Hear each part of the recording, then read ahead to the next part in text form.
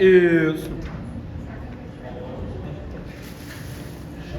Bora lá, pessoal. AVE agudo, tá? Lógico. Definição, pessoal. Vocês lembram que o infarto é a morte celular do coração, do músculo cardíaco. O AVE é o infarto do tecido neuronal. Tá? Os fatores de risco são os mesmos, assim como algumas causas são as mesmas. Tá? Algumas. Então, o que é o AVE agudo? É uma modificação súbita de função neurológica causada por alteração do fluxo sanguíneo cerebral. Então, eu vou ter alguma coisa que vai impedir o fluxo sanguíneo do cérebro e isso vai determinar a morte de neurônios. Beleza? Quais são as apresentações clínicas do AVE agudo, pessoal? Nós temos o AVE isquêmico, o AVE do tipo hemorrágico. O AVE isquêmico é quando eu tenho a presença de um trombo ocluindo no tecido arterial e isso impede que o oxigênio chegue naquele tecido, naquela região, perfundida por aquele vaso. O AVE hemorrágico, por outro lado, é a situação em que eu tenho uma ruptura de um vaso com sangramento para dentro do crânio, seja para dentro do tecido cerebral, que a gente chama de um AVE hemorrágico do tipo intraparenquimatoso, ou ele pode ter um sangramento para dentro das meníngeas. E aí a gente tem diversas outras que não vou mencionar aqui, que vocês vão ver especificamente na aula de TCR, lá no oitavo período. Tá? Falando sobre os dois, pessoal, do ponto de vista epidemiológico, nós temos aqui AVE isquêmico. 87% dos quadros de AVE, eles são isquêmicos.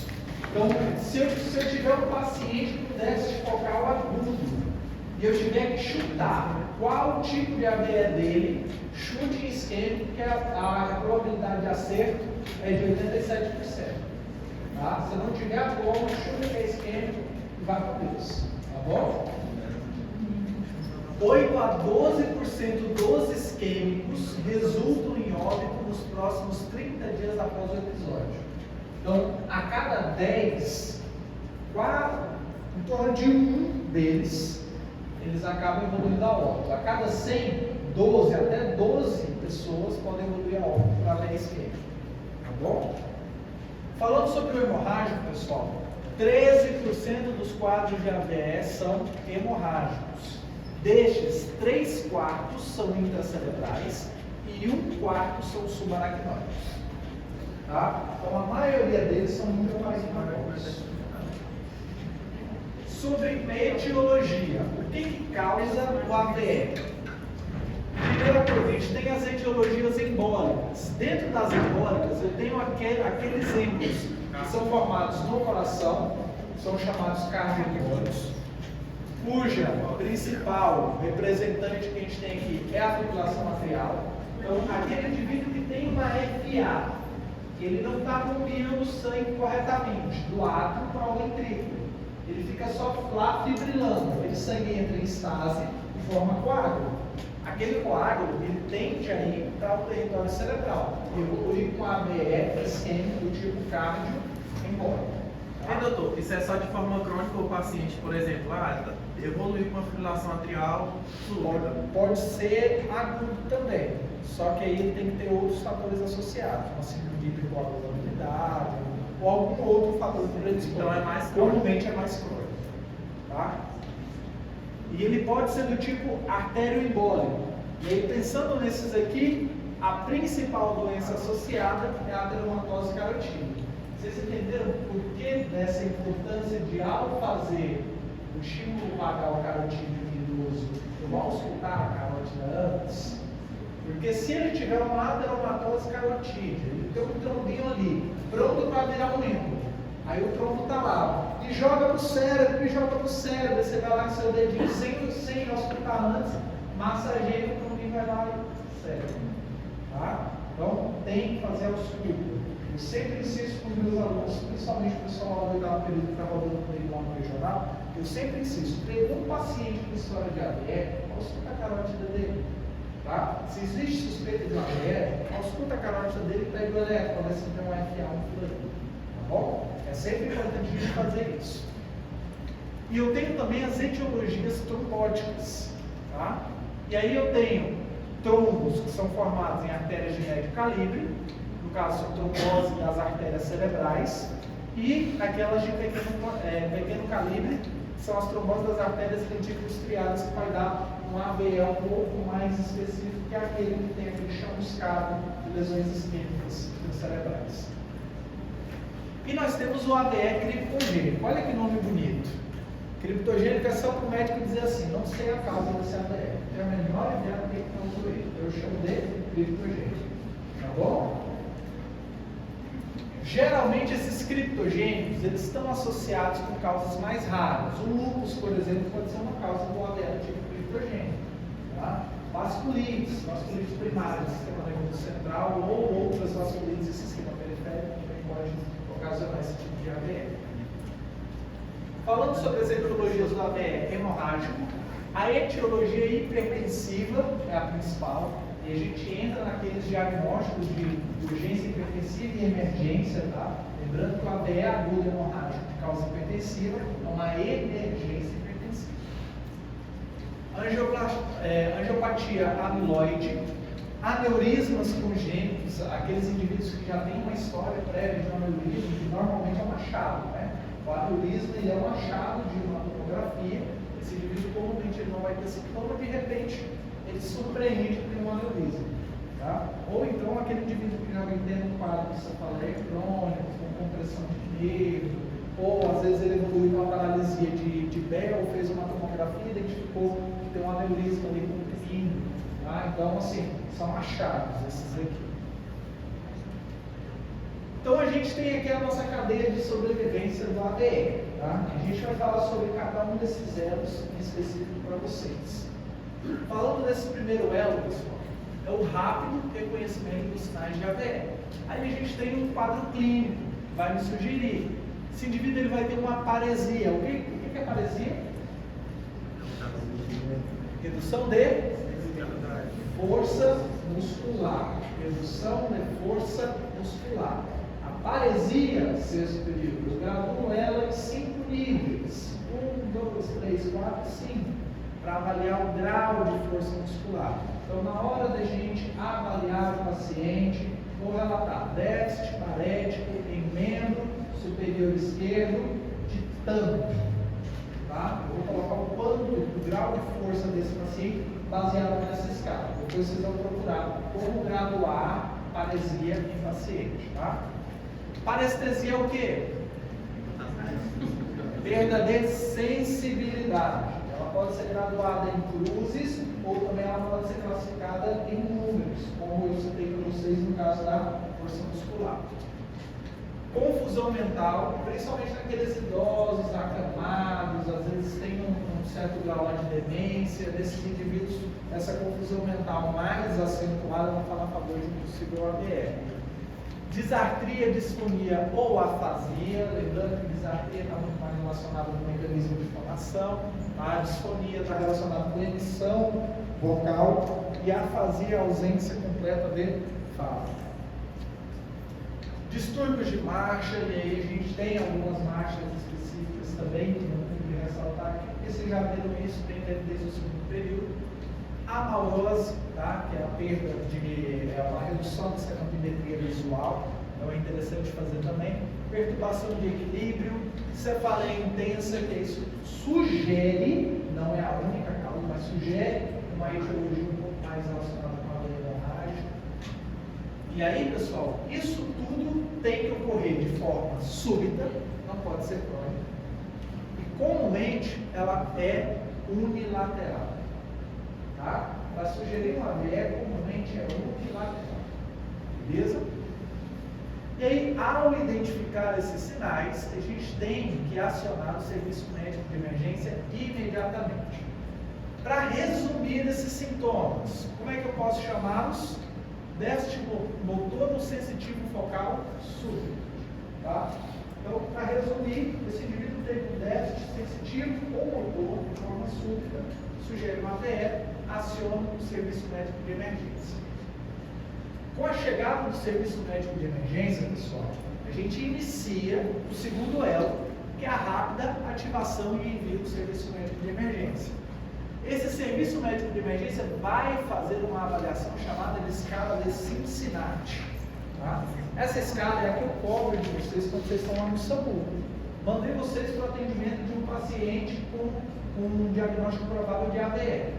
Aí o aluno liga para a gente regulando, né, via regulação médica, aí passa o quadro, doutor, é um paciente que deve colocar o suco, não sei o que lá, sinais vitais são esses, e você pergunta, o que é a escala de Cincinnati dele, como é que tá? Agora o aluno fala assim, Cincinnati? O que é isso? Então, apresentando para vocês o que é a escala de Cincinnati. Ela pode ser reduzida, ela pode ser entendida, gravada com esse mnemônico, tá? Com esse acrônimo, na verdade, SAMU. S de sorriso, então eu vou pedir para o paciente sorrir. Para quê? Para avaliar essa musculatura dele. Se o sorriso dele ele pende para o lado, provavelmente ele tem um déficit parético contralateral, tá? Imagina comigo, o cara tem um déficit parético à direita. O músculo dele da direita está funcionando? Não. Então, quando ele sorri, qual músculo que vai puxar? Então, é sempre, ele vai ter desvio de linha labial contralateral à lesão. Beleza? Só que tem um detalhe, tá? Isso é pegadinha. Aquela contração muscular, ela está ipsilateral da lesão intracerebral ou contralateral da lesão intracerebral? Ipsilateral. Tá? Se eu tenho déficit parético à direita, a lesão cerebral é aonde? Tá bom? Então, o meu desvio de cobertura labial normalmente aponta para o lado em que a lesão está. Só que o déficit parético ele é contralateral à lesão. Beleza? Só para a gente entender. Abraço. Como assim? Eu peço ao paciente erguer os membros. E aí eu vou observar o que é o paciente com AVE. Uma queda. Ou ele não consegue levantar, ou ele não consegue manter. Para sensibilizar o exame, eu peço para ele fazer o quê? Fechar o olho. Para ele não equilibrar isso, tá? Ao fechar o olho, ele vai ter uma queda. Tudo bem. Beleza? E, por último, o MU é de música. Música é relacionado com fala, tá? Só para a gente gravar. Eu peço para ele falar para avaliar se ele tem desafio, disponível ou fazer. Beleza? Então, aqui está a escala de Cincinnati. Esse recorte é um recorte que eu fiz da ficha de atendimento do SAMU.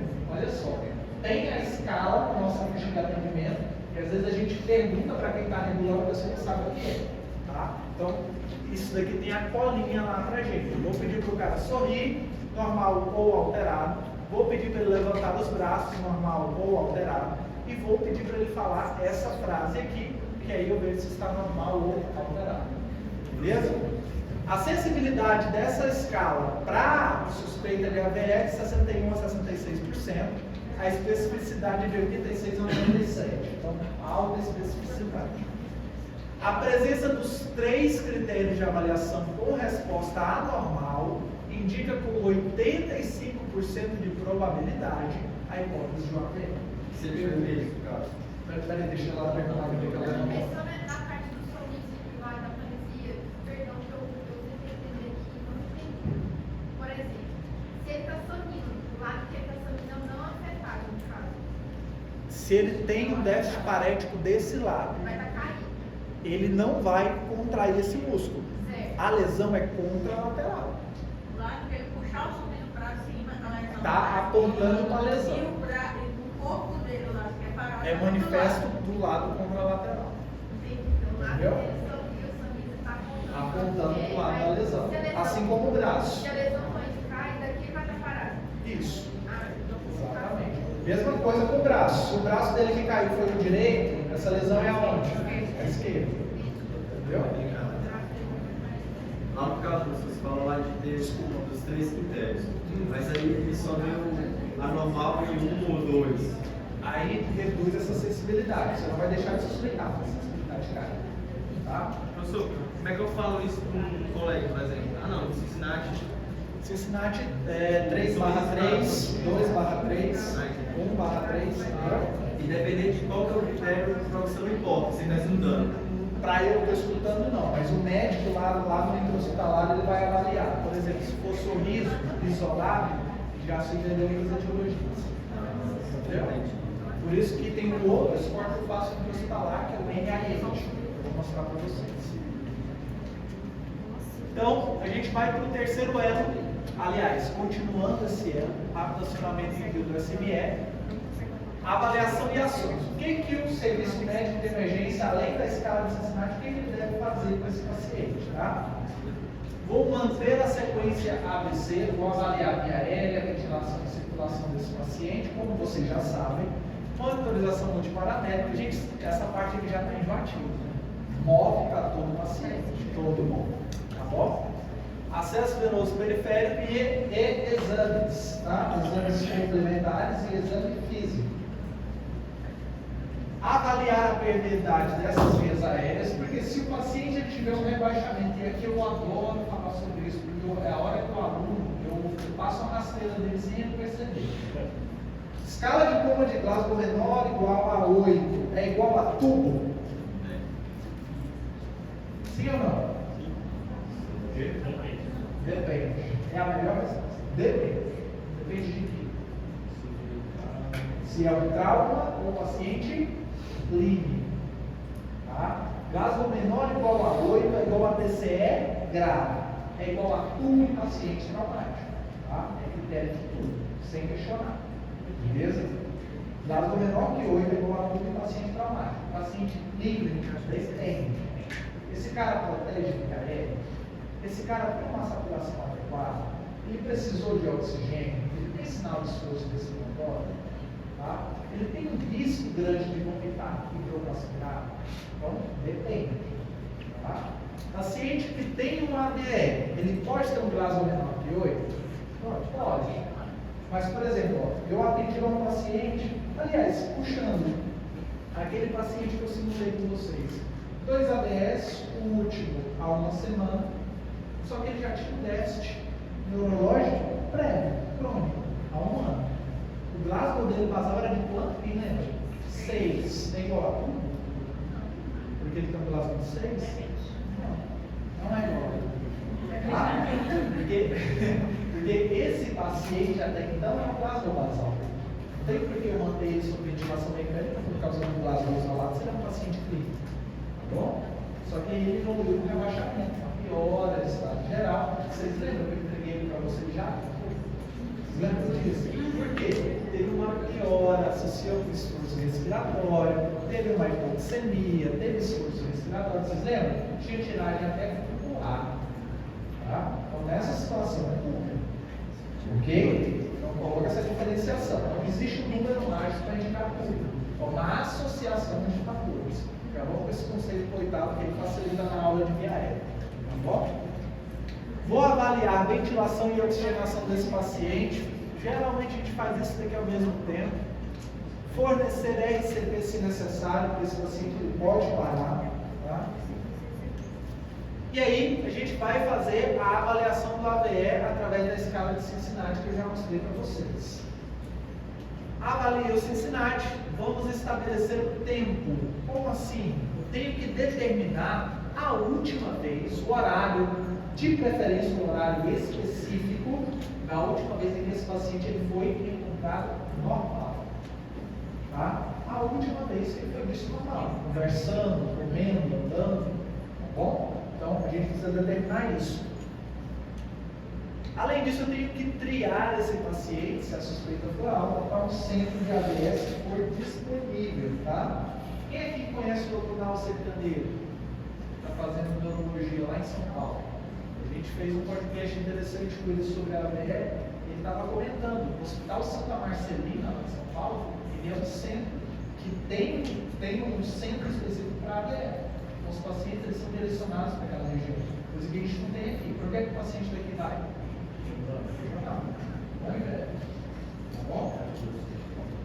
Dor notificar o hospital receptor, ligar para o colega lá na sala vermelha, ou chegando com o paciente, suspeita de uma AVE, provável etiologia isquêmica, ele tem uma dissociação pulso-precordial, sugere uma FA, provável AVE do tipo cardioembólico, tá? Passar tudo para ele. O tempo, delta T dele é de tanto tempo, tá? Foi avaliado Cincinnati, com um score 3 em 3, passar tudo para ele preparar todo o pessoal a receber esse paciente. Falar para ele o que foi que você fez, tive que passar tudo nele por causa disso, isso daqui, entendeu? Passar o prazo para ele. Tranquilo? Isso daí facilita a vida dele na hora de receber esse paciente. Outro detalhe, e aqui é a hora que vocês esquecem, tenho que verificar a glicemia desse paciente. Olha só que maravilha, o paciente com hipoglicemia, ele rebaixa? Sim. Ele fica com disartria, afasia, fica também. E olha só que terapia de reperfusão interessante. Colocar glicose na veia dele, desperta. É como mágica. O cara acorda de um coma absurdo só com a glicose pegou menor. Tá? Então não deixar isso aqui escapar. Tá? Não entregar o paciente como suspeita de AVE, entregar lá na sala vermelha, mas vai lá dosar glicemia, LO. Baixo. Tá? Então tomar cuidado você aqui para não comer bola. E tem muito colega que critica muito o médico desse jeito. Então tenha atenção com isso. Melhor quer dizer pouco. Tá? Rápida triagem, avaliação e manejo do departamento de emergência. Ainda sobre isso, fiz o móvel desse paciente, avaliei os AVCs, a gente vai obter amostras de sangue desse paciente depois que ele chegar para a gente, tá? Aqui já é lá no hospital, obter amostras de sangue. Além disso, eu vou verificar a glicemia capilar de novo nesse paciente, tá? A gente vê se existe a necessidade. Antes ele não estava com uma glicemia baixa, mas agora ele já evoluiu. Então isso tudo a gente tem que avaliar. Vou realizar a avaliação neurológica através da chamada escala de NIH. Tá? O NIH é uma escala gigante, vocês não precisam ter ela decorada. Tá?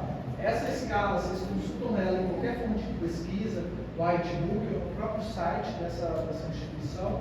Tá? E aí a gente utiliza esse NIH não para suspeita de diagnóstico, mas para avaliação prognóstica. Tá? Paciente com NIH baixo, inicialmente, foi submetido, por exemplo, a uma fibrinose e evoluiu com melhora desse NIH, quer dizer que a terapia fibrolytica deu certo. Tá? Então o NIH ele serve como um fator prognóstico. Recebi o paciente, vou anotar lá no prontuário, NIH de hora zero, ou NIH de admissão, bota o valor lá. Tá? Por favor, vocês, para a vida, isso não é para a prova de vocês da ANSES, para a vida, pesquisem no YouTube um vídeo de um médico ensinando como que avalia o NIH. Tá? Embora tenha tudo explicado lá no protocolo, no vídeo ele faz isso na prática, mostra isso na prática. Tá? No YouTube tem isso disponível. Voltando então, realiza a avaliação neurológica em NIH e vamos acionar a equipe específica de AVE. Solicitar, realizar e interpretar uma AVC de exame. Mas eu não sei, pede um colega para ver contigo. Mas eu não tenho um colega para ver. Exija do seu hospital que tenha essa referência para um neurologista estar lá dando essas TCs. Tá bom? É função nossa também correr atrás disso. Ok? Obtenha o ECG de 12 derivações para avaliar a possibilidade de alguma causa cardioembólica desse paciente. Lá na tomografia, pessoal, lembrando, é uma tomografia de crânio sem contraste. Ela deve ser realizada em até 25 minutos da admissão. Então, o tempo porta-TC é de até 25 minutos. E interpretado em até 45 minutos. Ok? Então, fiz a TC. O cara foi admitido agora. Eu tenho 45 minutos para correr atrás de alguém. Se eu não sei olhar a TC, para correr atrás de alguém para interpretar essa TC para mim. Beleza? Se não puder ser realizada de imediato, estabilize esse paciente, porque eu não vou transportar ele sem estabilizar, tá? E transfiram para a instituição capaz de realizá-la o quanto antes. Beleza? Não administre aspirina AS, aquele mesmo que a gente administra lá no IAM, heparina ou RTPA, até que a DC exclua hemorragia intracraniana. Pensa comigo, o cara sangrou, tem um sangramento intracerebral, coagulou e tamponou aquele sangramento. Aí eu vou lá e faço heparina deles. Vai sangrar, vai herniar e tu vai se lascar. Tá bom? Então, tomar cuidado com isso. Ponto de decisão que a tomografia me dá: existe ou não existe hemorragia? Se eu não achei que ninguém vai interpretar essa DC para mim, eu tenho que, no mínimo, saber dizer tem ou não tem sangue. Tá? Como é que eu vou avaliar isso? Eu vou mostrar isso para vocês agora. Essa tomografia, o que vocês estão vendo aqui? Ai, o cérebro. Essa hora da tarde, o cara pergunta o que está vendo isso. Galera, essa tomografia, percebam, esse lado de cá, eu até tenho relativamente normal. Eu também não sou muito bom em crescer, não. Tá? Também não sou muito bom, então não força muito, não.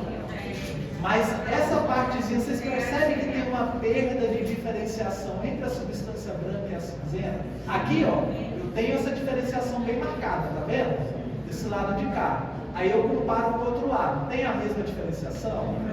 Não. Então aqui existe uma perda de diferenciação entre substância branca e cinzenta. Isso daqui sugere isquemia. Sugere. Tá? Essa daqui, pessoal, é um sinal clássico, raríssimo de se ver, raríssimo, mas que nas provas se costuma cair, principalmente em residência. Como é que chama esse sinal? Sinal da artéria cerebral média de residência. Tá? Esse sinal é raríssimo de se ver. O doutor Nalson, eu não tenho certeza, mas ele falou algo em torno de 3%. Então é assim, raríssimo de se ver. Mas também sugere uma isquemia nessa região, principalmente quando existe um trombo fresco nessa região, tá? Então assim, tem um trombo um pouco mais com característica de sangue, ele brilha um pouco mais lá na tomografia, por isso que esse sinal. Beleza? E aqui, o que vocês estão vendo aqui? Além do cérebro? Essa tomografia está normal. Isso também sugere uma lesão provavelmente isquêmica. Isso não exclui AVC, tá? Tomografia normal não exclui AVC. Exclui sangramento, mas não exclui AVC. Tá bom? E agora, galera? Tem ou não tem sangue? Tem ou não tem sangue? Apareceu esse brilho, é sangue. Tá? Aí eu não vou fazer AS nesse paciente, eu vou fazer ANOMAS nesse paciente. Tá bom? A gente vai mostrar como é que é a conduta. Tá? Tem ou não tem sangue? E aqui? Também, tá? Esse daqui fez efeito de massa, inclusive, tá? Desviou a linha média. Beleza?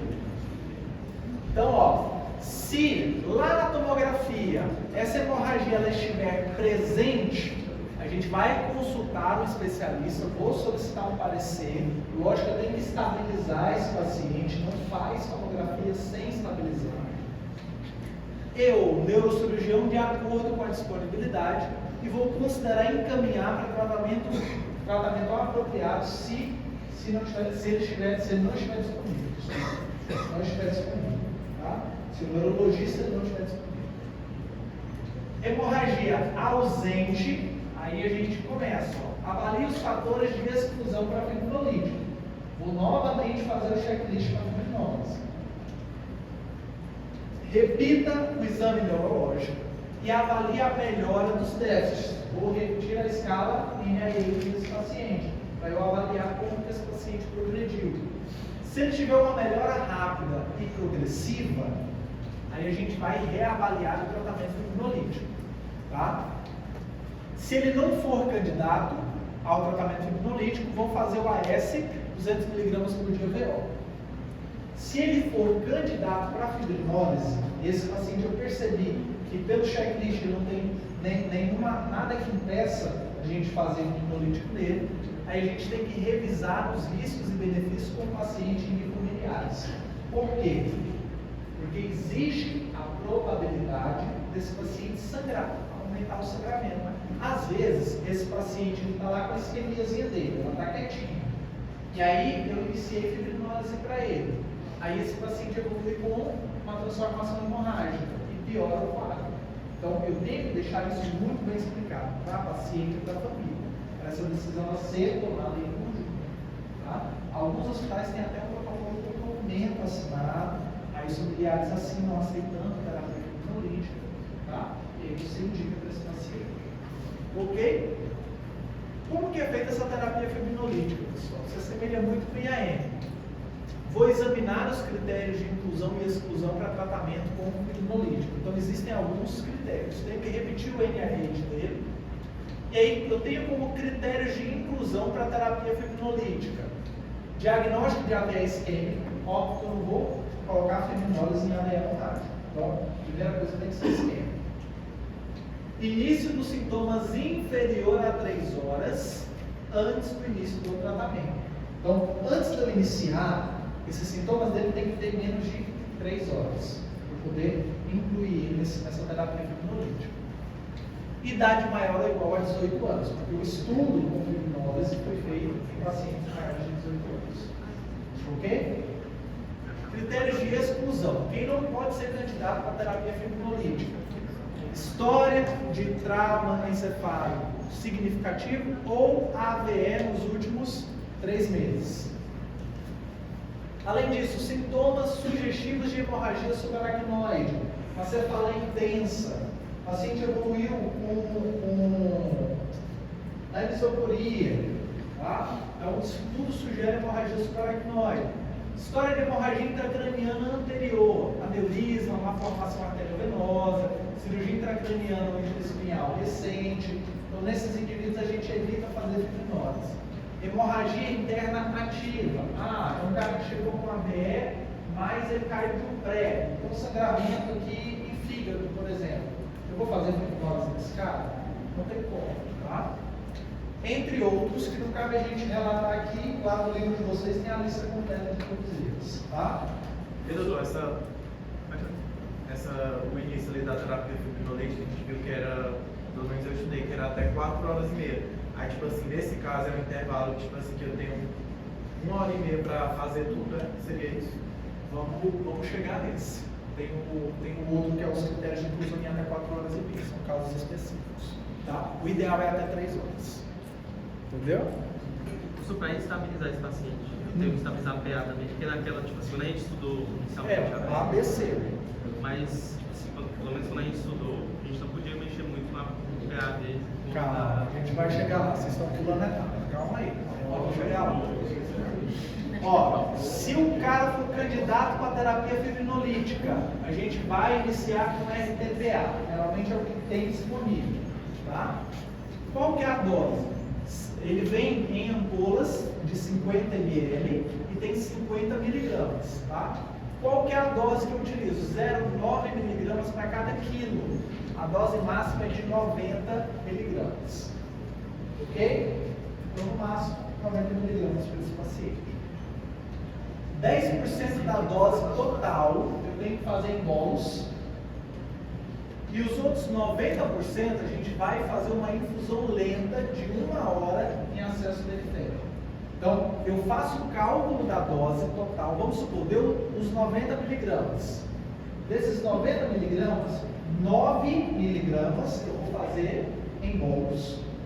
E o restante, os outros 90, 81, os outros 80, cara, fazendo intenção, os outros 81 mg a gente vai fazer em 1 hora subsequente, beleza?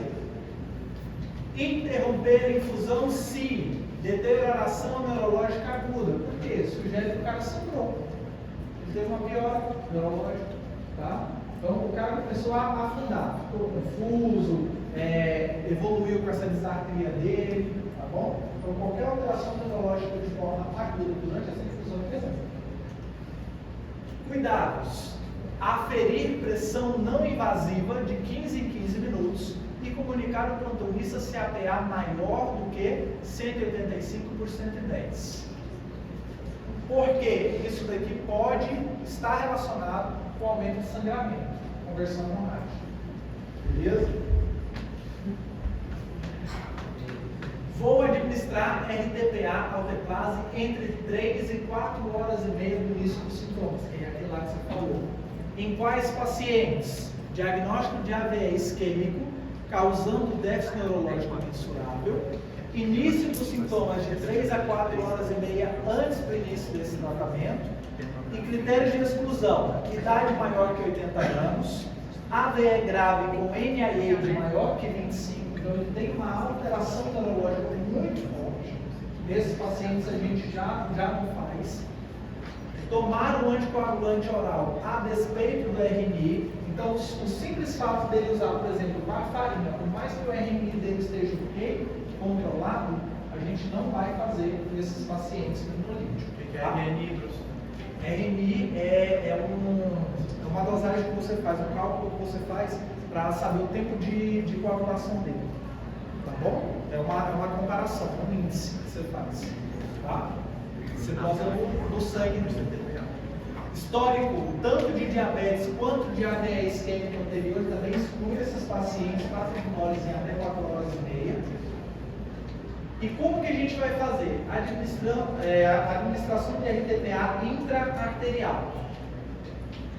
Ela é considerada para pacientes com AVE isquêmico agudo que não são candidatos à fibrinólise endovenosa e deve ser administrada em até 6 horas do evento. Então, em alguns pacientes, eu não vou fazer ela endovenosa periférica, eu vou fazer ela direto lá no sítio.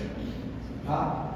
E aí, quem são esses pacientes? AVE agudo não são candidatos à fibrinólise endovenosa. Beleza? Excluir ele aqui, ó, por exemplo, esse RTPA em até 4 horas e meia. Ele tem algum desses critérios de exclusão. Eu posso considerar isso daqui para esse paciente. Lógico que eu tenho que ter uma discussão, no caso, com o neurologista antes da gente indicar para esse paciente, mas que seja o quanto antes. Beleza? Aí nesse caso tem que pegar o central dele, né? Sim. Você poder chegar lá no sítio, né? Tá? Rotura mecânica de coágulo ou estente de resgate. Então, para quais pacientes eu posso indicar esse tipo de terapia? Esse daqui vocês têm que ver aos critérios de inclusão e exclusão, tá? Mas saibam que existe essa possibilidade. A gente subtraiu dessa aula para não alongar. A outra aula de um por um, esses critérios, tá? Mas dá uma olhadinha lá no livro de vocês que também tem critérios de inclusão e exclusão para esse tratamento. Além disso, pessoal, existe um tratamento geral de AVE que a gente faz. Então, o primeiro passo é o controle permissivo dessa PA. Como assim? Esse indivíduo que for candidato para a fibrinólise, ele está naqueles critérios de inclusão, como que a gente faz? Eu só vou reduzir a PA dele se ela estiver superior a 185 por 110. Então, ele está dentro daqueles critérios de inclusão para a fibrinólise. O alvo de PA para ele é essa PA menor do que 185 por 110. Se ela for superior a isso, é a hora que eu reduzo essa PA. Como que a gente reduz? Utilizando o labetalol, que não está disponível no SUS. Tá? Então, lá no livro, como ela é africana, ela utilizou o que está disponível para eles lá. Para a gente, o labetalol não está disponível. É o bom e velho metoprolol que a gente utiliza. Tá? A gente pode utilizar também micardipina endovenosa, 5 mg por hora. Vou titular de 2,5 a 2,5 mg por hora a cada 5 a 15 minutos, com o máximo de 15. Como assim? O indivíduo está com a PA muito alta, 185 por 110. Optei por fazer micardipina para ele. Iniciei a essa velocidade. Estou fazendo 5 mg por hora para ele. Aí, a cada 5 a 15 minutos, se eu não atingir a minha PA-alvo, que é menor do que isso, eu vou aumentando. Vamos arredondar isso aqui, 15 minutos. De 15 em 15 minutos eu vou aumentando essa infusão dele até chegar no meu alvo. Isso aqui é titular, tá bom? Quando a PA-alvo for atingida, ajuste a dose para manter os limites adequados de PA. Então, se o cara fez um pico hipertensivo, iniciei droga para ele, vou titulando até a PA alta. Chegou na PA alta, eu ajusto a dose para tentar manter ela nesse alto. Beleza? Outros que eu posso utilizar: hidralazina, enalaprilato, esse que eu nunca nem vi na minha vida, tá? Mas a hidralazina geralmente a gente vê. Tá? Ou alguma terapia antihipertensiva que a gente tenha disponível lá. Se você não tiver nenhuma dessas drogas, eu posso utilizar aquelas drogas convencionais. Hidroprociato usa? Posso usar também. Tipo assim, é rotina, porque quando eu estudei. Se tiver disponível, sim. Se for muito disponível, sim, vira rotina. Entendeu? Agora, se não for e eu tiver essas drogas aqui, eu vou optar por elas. Que eu quando eu estudei, eu não tem nenhuma dessas aí, só hidroprociato. Mas lá no protocolo ele fala justamente dessas aqui. Tá? Aqueles que não são candidatos para fibrinólise, a gente já permite uma PA um pouco mais elevada. Tá? Vocês conseguem entender a lógica de eu permitir uma PA um pouco menos elevadas nos candidatos para fibrinólise? Por quê? Pelo risco de sangramento desse paciente. Tá? A gente permite uma PA mais baixa desses pacientes, eu não deixo subir muito até esse nível aqui, pelo risco de sangramento. Eu vou fibrinolizar ele, aí no caso ele pode evoluir com transformação hemorrágica se ele ficar com a PA muito alta, e a PA contribui para isso. Agora, um outro detalhe que a colega mencionou: por que eu permito essas PAs elevadas? Para a gente manter a zona de perfusão cerebral. Tá? A gente tem que lembrar que a pressão arterial média, ela subtraída da PIC, a gente tem a pressão de perfusão cerebral. E essa pressão de perfusão, quanto mais alta for a PA média, maior a perfusão cerebral. Então eu preservo aquela área de penumbra isquêmica, que é justamente aquela área que ainda não passou pelo processo de morte celular, mas tem uma isquemia neural. Tá bom? Oi. Era justamente isso daí que ele estava perguntando. Se for a única droga disponível, pode. Tá? Mas o protocolo ele recomenda essas aqui. Beleza? Mas lembrando, o protocolo é americano. Então, levando em consideração, eles estão considerando aquilo que é disponível para eles. Beleza? Pessoal, falando ainda sobre esses pacientes, tá? Lembrando que essa redução ela pode ser feita da mesma forma que está descrito aqui. Então, a gente não repetir aqui embaixo. Eu tenho que fazer um controle glicêmico desse paciente, natremia e de temperatura. Vou considerar a infusão de insulina endovenosa ou subcutânea diante de níveis glicêmicos maiores que 185. Ok? Então existe uma permissividade. Por quê? Eu estou tendo um neurônio morrendo. E eu preciso que esses neurônios eles tenham mais energia. Então a gente permite uma glicemia um pouco mais elevada para esses pacientes. E evitar a todo custo de hipoglicemia neles. Tá? Tratar aumento de temperatura se a temperatura axilar, não é central, for superior a 37,8. Então, pacientes com febre, eles têm uma tendência a ter um pior prognóstico. Agora, falando sobre o algoritmo específico, identificar sinais e sintomas de possível AVE, aciono imediatamente o serviço médico de emergência. Ao acionar, a gente vai executar algumas ações críticas que fazem parte desse protocolo do serviço médico de emergência. Vou fornecer suporte ABC, vou avaliar a via aérea, a ventilação e circulação desse paciente, fornecer oxigênio se necessário, realizar avaliação pré-hospitalar de AVE através da escala de Cincinnati, estabelecer a hora de início dos sintomas, triar para o centro de AVE, alertar o hospital receptor e verificar glicemia. Não esquecer dessa etapa. Avaliação e estabilização geral imediata. Fornecer suporte ABC, sinais vitais, isso aqui já podemos instalar.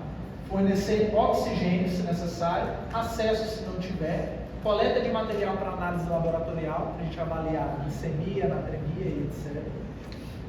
Avaliação de triagem neurológica através do NIH.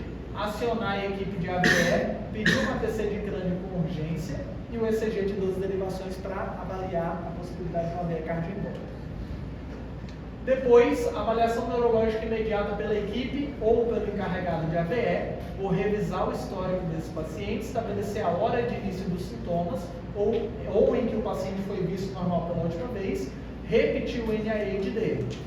E aí a gente vai avaliar a nossa TC.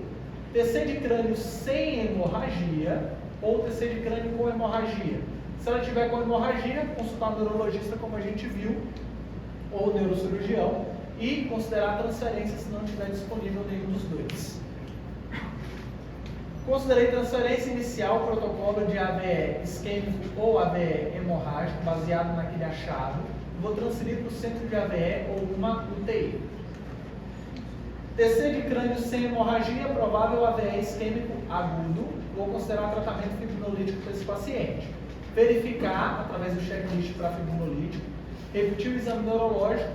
Os déficits estão melhorando rapidamente para a normalização? Se a resposta for sim, ele continua candidato para fibrinólise, a gente vai passar os riscos e benefícios com o paciente e a família. Se aceitável, eu faço o RTPA. Não faça tratamento com anticoagulante ou antiplaquetário por 24 horas após fibrinólise. Então eu vou evitar nesses pacientes justamente pelo risco de sangramento. E aí eu vou iniciar a via de AVE pós-RTPA.